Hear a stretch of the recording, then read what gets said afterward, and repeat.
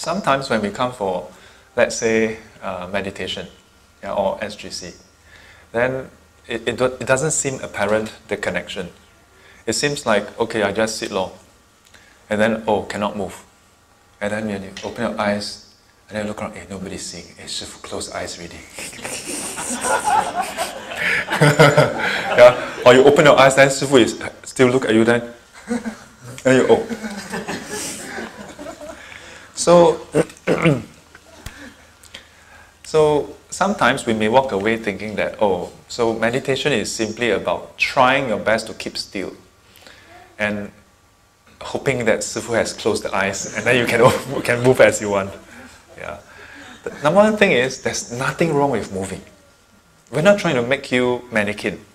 We're not trying to make you statues. There are easier ways to make you statues. Yeah? All I have to do is walk towards you, take this mug and just smash your head. Then you will just, and you will not move. Possibly ever. But that's not what we want to do, isn't it? I mean, that would be murder. So then why do we do all that? And what is the link with what Howie just asked? Yeah? So the simple link here is this. When we sit, sometimes it's not so comfortable, sometimes it's quite comfortable. And when you are not feeling so comfortable, we would say, try not to move immediately. And this is the simple start of the training, mental training. It's not a physical training really. Yeah? It's the mental training to learn to face discomfort at a very primary level. To be able to face it and not be led by it, not be controlled by it, but to be able to still decide even when you are faced with discomfort. It's as simple as that. Because if each time you feel discomfort and you must move, then what does it mean? It means that we are behaving like the light, behaving like the aircon. If you control the aircon, then it becomes hotter. Becomes colder, as I've mentioned in meditation class many times. Yeah? When we meditate, we don't need meditation to do that. Right? You look at small kids. Yeah? You want them to be happy, you give them what they want.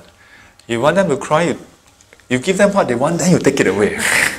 Immediately cry. Immediately cry. If you never ever give it to them and they never ever see it before, they will not cry also. Funny, huh?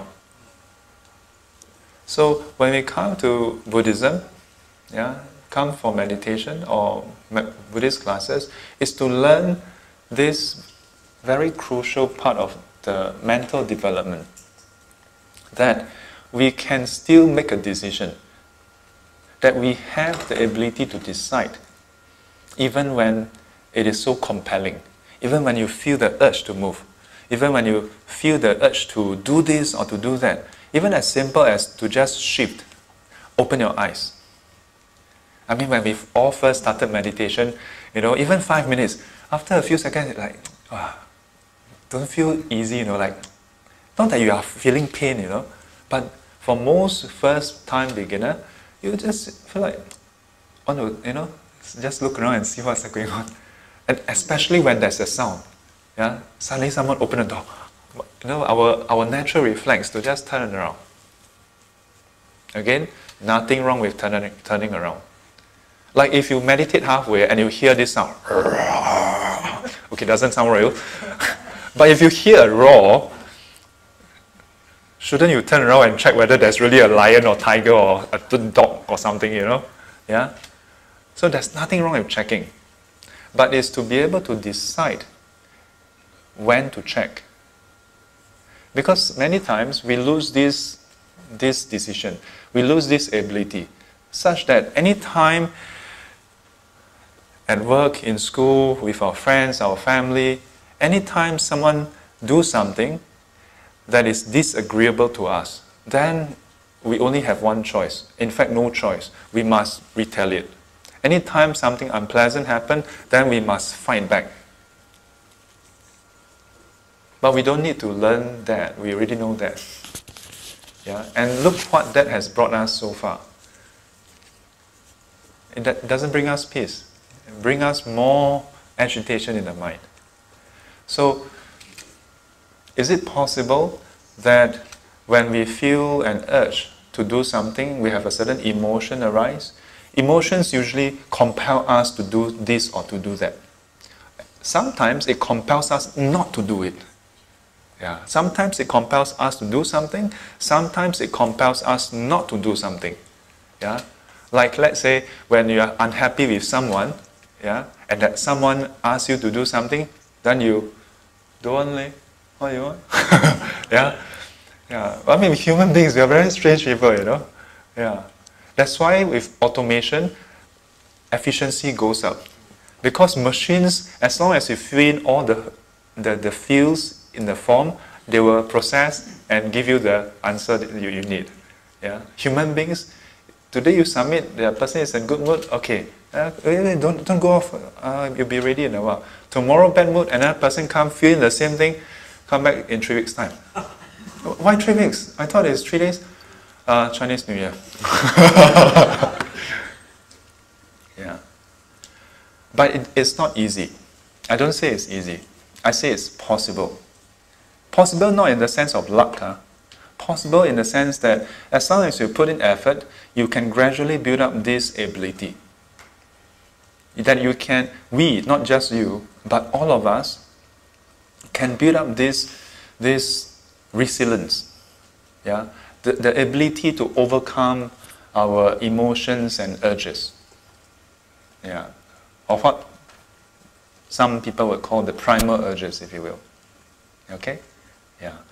But important thing is consistent effort. Consistent effort.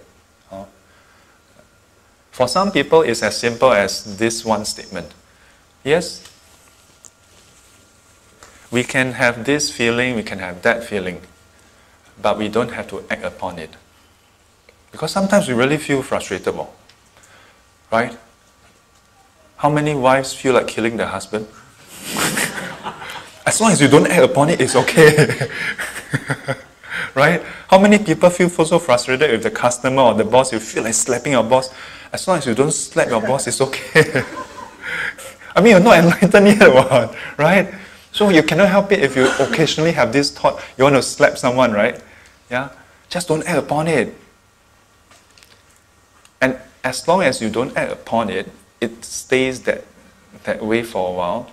But don't just continue to entertain such thoughts. Because if you keep entertaining, I want to slap my boss, Sifu say, as long as you don't slap, it's okay. I just keep on thinking, I want to slap him. Then one day you might just slap, you know. Yeah. So part of it is not acting upon it. The other part is not entertaining the thoughts. It's one thing that the thoughts spuriously just arise. It's another thing that after it arises, you still entertain it. Yeah, ruminate over it. Think. Okay? Yeah. So for now, the exercise is go and observe all this. Yeah, and for those who are more familiar, you can observe, check your intent. Yeah, before you act. And for everybody, whenever there's some emotions and then it may be an urge, yeah, know that there's a distinction between having the emotion or urge versus acting upon it. That we don't have to always act upon it. Take back that freedom. All right?